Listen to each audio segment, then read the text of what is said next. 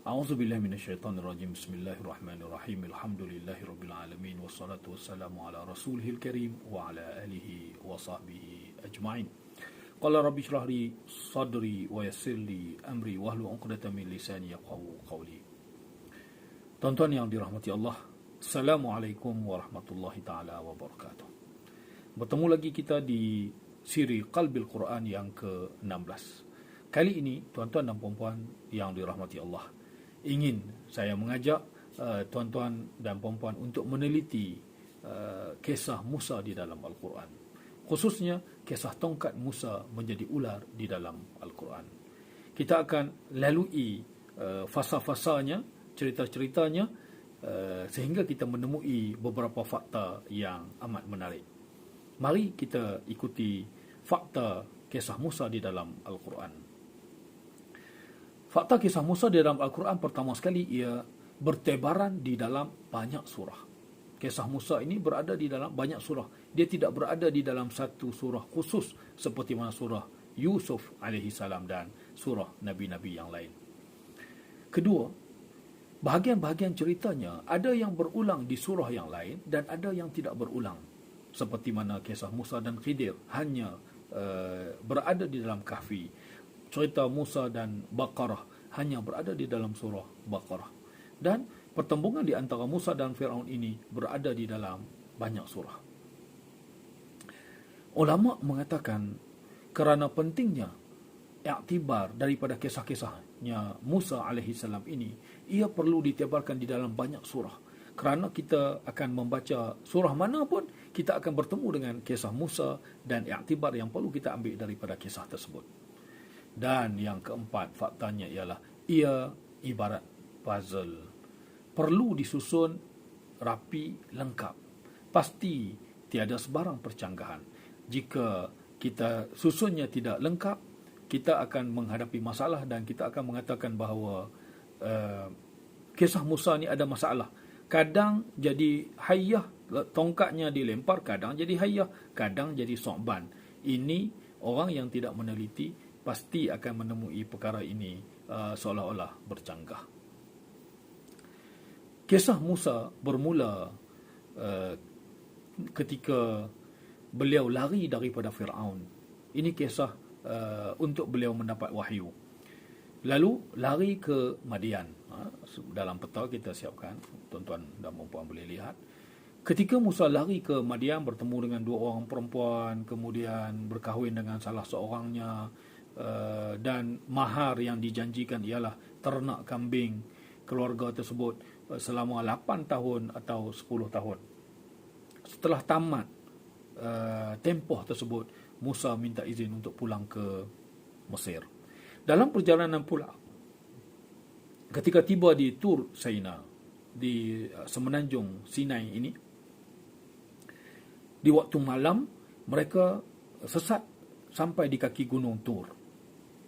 Lalu Musa lihat ada api di atas. Musa minta izin daripada keluarganya, ahli keluarganya ditinggal di bawah, dia pun naik ke atas. Di sanalah dia bertemu dengan Allah. Dalam surah Taha Allah Ta'ala sebut, Ana rabbuka fakhlaq na'laik innaka bilwadil muqaddasi tuwa. Aku Tuhan kamu, bukalah ni'al, kasut kamu, selipar kamu tu buka kerana kamu berada di gunung, di tanah yang suci. Wa ana akhtartuka fastami' lima yuha. Aku pilih kamu. Di sinilah Allah Ta'ala lantik pilih Musa alaihi salam. Minta supaya Musa ini pergi bertemu dengan Firaun. Di dalam surah Taha juga Allah Ta'ala sebut Musa tak berani pergi jumpa dengan Firaun. Jadi kerana dia telah membunuh Khibti hari itu, mereka memburunya, jadi dia tak berani untuk pergi. Lalu Allah Ta'ala bekalkan kepada dia dua mukjizat ketika itu,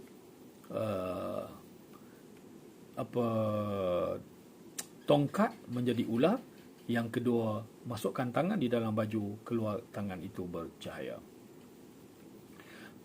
Para pengkaji dan peneliti meletak kisah tongkat Musa ini menjadi ular kepada 3 fasa. Mari kita ikuti fasa-fasanya.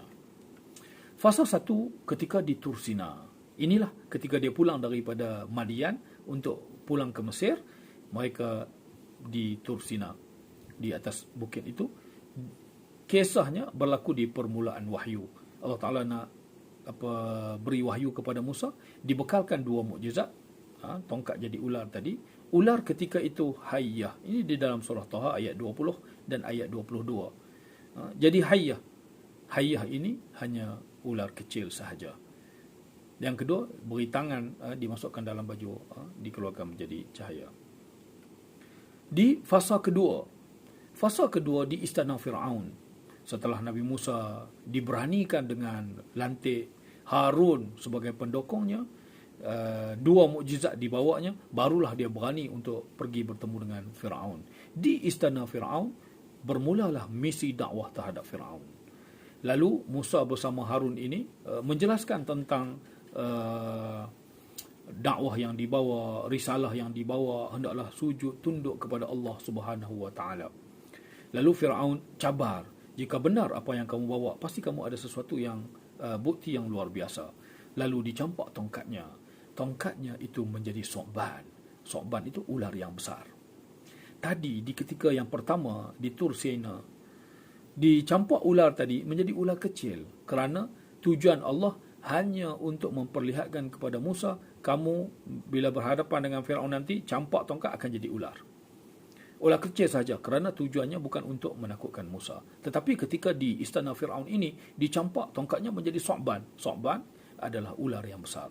Ini secara konsisten ada di dalam Al-Quran, di dalam surah Syu'ara, ketika Nabi Musa bertemu dengan Firaun, ayat 32, Al-A'raf ayat 107. Ayatnya berbunyi, fa'alqa 'asahu fa'iza hiya su'banun mubin. Ketika mana dia mencampakkan tongkatnya, tiba-tiba tongkat tersebut menjadi su'banun mubin. Yang pertama tadi, fa'alqaha fa'iza hiya hayyatun tas'a. Campaknya tongkat itu menjadi hayyah, ular kecil yang bergerak-gerak. Itu yang kedua. Fakta berkaitan dengan Al-Quran menyatakan bahawa tongkat Musa ini dicampak menjadi 2. Pertama, hayyah, sekali disebut dalam Al-Quran. So'ban, 2 kali disebut dalam Al-Quran. Dua-duanya ceritanya secara konsisten. Yang hayyah ini ketika di Tur Sina, yang So'ban ini ketika berhadapan dengan Firaun. Yang ketiga, fasa yang ketiga, ini fasa yang menjadi topik perbincangan utama kita di hari zina, di khalayak ramai. Ini cabaran Firaun kepada Musa, kalau kamu bawa sihir, aku boleh bawa para penyihir aku lagi ramai. Kalau kamu berani, kalau kamu benar, kita buktikan di hari zina. Hari zina itu adalah hari perayaan Qibti, hari mereka berhias-hiasan, hari itu hari keramaian. Lalu Musa dan Harun pun turun, Firaun dan penyihir-penyihir dia pun turun untuk adakan satu pertandingan besar. Jadi Firaun mengambil kesempatan untuk memeriahkan majlis hari zina dia pada tahun ini dengan pertandingan di antara Musa dan ahli-ahli sihirnya. Misi Musa ketika ini adalah untuk membuktikan kebenaran. Dalam Al-Quran menceritakan bahawa tukang sihir mengambil tali, mengambil tongkat, lempar jadi ular. Dia mengelirukan mata manusia, akhirnya kita nampak seperti ular. Tetapi Musa AS ketika mencampakkan tongkatnya tetap tidak berubah menjadi ular. Ini fakta. Ayat Al-Quran menyebut tongkat Musa tidak berubah menjadi ular. Dalam surah Taha, pertandingan ini dicerita dalam surah Taha ayat 69, di dalam Syu'ara ayat 45, di dalam Al-A'raf ayat 117. Kita boleh teliti dengan lebih mendalam, boleh merujuk dalam tafsir yang lebih tinggi. Allah Ta'ala menyebut tongkat itu bila dicampak, talqafu dalam Taha, talqafu ma sana'u, menelan apa yang mereka buat. Tongkat tadi campak, tak sebut proses berubah.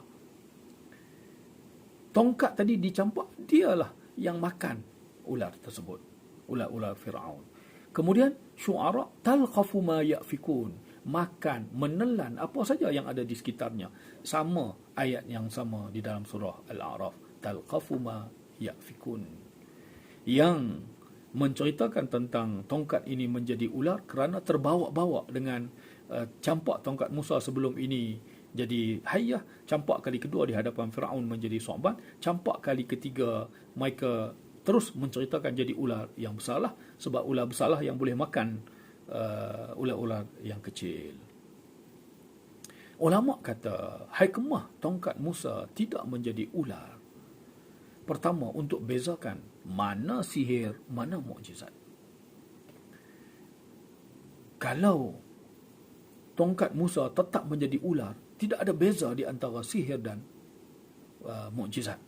Jadi fakta yang ketiga itu, ahli sihir paling awal sekali beriman. Kerana apa? Mereka lah yang paling tahu tentang sihir. Mana mungkin yang Musa bawa ini sihir? Kalau tongkat Musa berubah menjadi binatang lain yang boleh memakan ular, itu masuk akal. Tetapi tongkat Musa berubah, tak berubah pun, dia tetap, benda itu juga tetap tongkat, tetapi mampu untuk makan ular-ular yang ada. Ini menyebabkan ahli sihir pertama sekali, fa'ulqiyas saharatu sajidin, inna amanna bi rabbi Musa wa Harun, kami beriman dengan Tuhan Musa dan Harun. Kerana mereka lah orang pertama yang paling tahu tentang mana mukjizat, mana sihir. Apa yang dibawa oleh Musa lebih unggul, lebih tinggi darjatnya daripada apa yang dibawa oleh mereka. Mereka tahu yang dibawa oleh Musa ini bukan sihir yang ada di tangan mereka. Yang ketiga, kenapa tongkat Musa tidak menjadi ular? Kerana supaya dilihat oleh orang ramai, orang khalayak dapat lihat peristiwa itu dengan mata kepala mereka, mengubah cara fikir mereka, akhirnya mereka yakin kepada Musa AS. Kalau jadi ular, mungkin akan menakutkan mereka, mereka tak sempat tengok.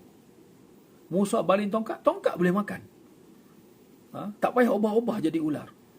Ini mukjizat Musa AS yang dicatat dalam Al-Quran secara konsisten. Dan perkara ini telah disebut di dalam beberapa tafsir, dan tafsir terjemahan pun sudah ada. Tongkat Musa dicampak, lalu tongkat itu memakan semua ular-ular yang ada di sekitar sekitar kawasan tersebut. Untuk membuktikan bahawa tongkat itu tidak berubah, Allah Ta'ala menggunakan kalimat talqafu. Talqafu ini, tak itu petunjuk kata dia adalah muannas. Kalau kita tengok asa itu muannas. Talqafu, campak saja tongkat, dialah yang menelan. Tongkat itu yang menelan. Takkan ketika itu nak menggunakan hayyah ular kecil, gelak ahli sihir ketika itu kalau melihat hanya yang dicampak menjadi hayyah. Kalau Thu'ban pasti guna yalqafu, tak akan menggunakan talqafu kerana Thu'ban itu muzakkar. Jadi petunjuk muzakkar yalqafu. Ini yang dibuktikan oleh para ulama bahawa yang memakan ular-ular para penyihir itu adalah tongkat Musa AS. Dalam surah Taha jelas Allah Ta'ala membuktikan bahawa menyebut tongkat itu adalah dengan lafaz muannas. Wama tilka biyaminika, tilka kalau guna zalika itu lelaki, tilka ini untuk muannas. Qala hiya asaya, ni surah Taha ayat 17, 18, 19, 20, 21. Hiya asaya, hiya kalau huwa itu muzakkar, hiya betina, hiya ini tongkat aku, tongkat betina, tongkat itu dia muannas. Atau ka'u alaiha, aku guna untuk bertongkat di atasnya. Wa usyubiha, ha lagi. Wa ala ghanami waliya fiha, ha lagi. Qala alqiha, ini macam kita doa untuk orang mati lah. Allahumma ghafir lahu dengan Allahumma ghafir laha, yang laha untuk wanita, yang lahu untuk lelaki.